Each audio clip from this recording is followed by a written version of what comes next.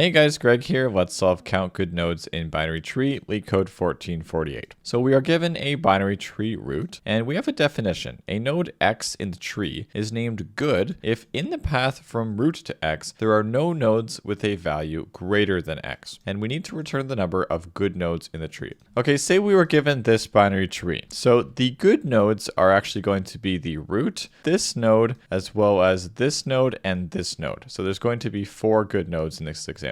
So the reason that this node is considered good is because the maximum in the path from the root down to it is 4. So we've seen a 4 maximum. We've also seen a 3, but the bigger value we've seen is a 4. Now there is no nodes that are in the path leading up to this here that are bigger than this node. And that is why this node is considered good. Okay, so let's look at the algorithm we're going to do here. So we're going to do a depth first search. And so for that, we're going to start at the root. You could definitely do a BFS as well, but I think DFS is a little easier. And actually in code, we're going to implement it as an iterative depth first search instead of recursive. But anyways, we're going to look at the root and we say, okay, is there any node in the path that is greater than this node? Well, of course not. This is the root. And so in the path leading up to this, there is no path leading up to this. Okay, we'll initialize basically the max that we've seen so far in the path. I'll just call that max. That is equal to, we'll initialize that at the beginning as negative infinity. Basically just the smallest value possible. So that any value we see here, that is always going to be bigger than this value.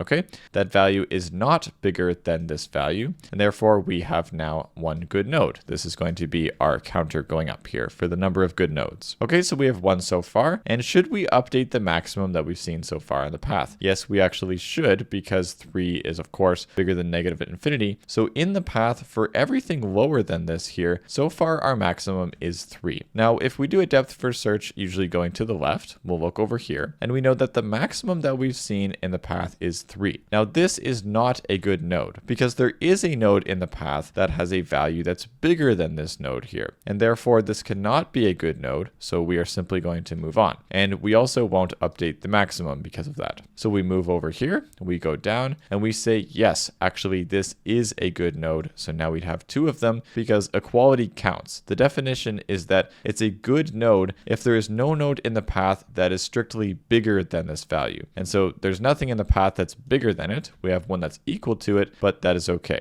So this is actually going to be our second good node. Okay, our DFS would basically go back up here. The maximum at this point is still 3 because of this 3 here. And this is a good node. And so we would have this going up to 3. We have 3 good nodes because there is no node in the path that's greater than this node. And so that is a good node. And the maximum now going down this way, this is going to be updated to be 4. So then we go over to the left here. The max we've seen so far in the path is 4. And this node is not a good node because the maximum is bigger than it. So we are just going to ignore that. We would go backtrack up here. Again, the max at this point is still 4. And we look at this node and we'd see that, yes, this is a good node. We would get 4. We would for a moment update our maximum. And so this is 5. And we would actually just go back up here.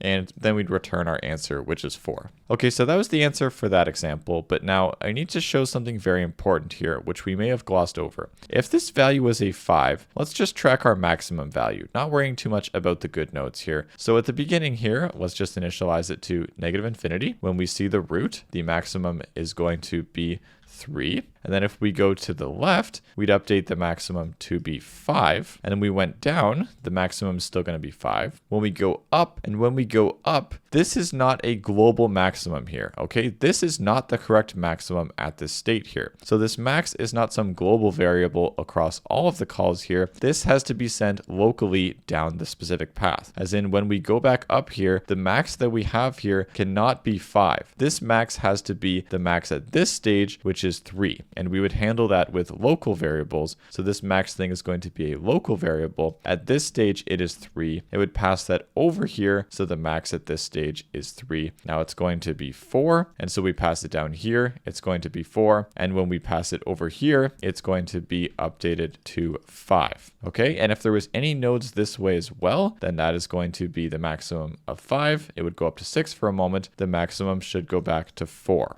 Okay, so the maximum has got to be a local variable passed down to these nodes. And if you don't know what I mean by that, then that's okay. We'll show it in the code. Okay, so let's just get our counter. We have good nodes is equal to 0. We have none at the beginning. And we are going to use a stack. It works really well here. And this is how we can kind of pass that maximum along here. So the stack is going to have not only nodes, but it's also going to have the maximum at that stage. So for the root node, we have a maximum at the beginning of the float of -infinity. So at the time you're looking at root, this is going to be the maximum value we've seen in the path leading up to this, okay? And we will say, while we have a stack, so we'll do an iterative DFS, we'll get the node that we're looking at, and the largest value we've seen in the path so far is equal to the stack.pop. If the largest value is less than or equal to the node's value, if the largest value we've seen leading up to this is less than or equal to the node's value, that is the definition of a good node. So the node we're looking at is good. We want good nodes to go up by 1. Now at this stage, we want largest to be the new largest, and that's going to be the maximum of itself as well as the current node's value. Largest will be the maximum of itself and the new node's value.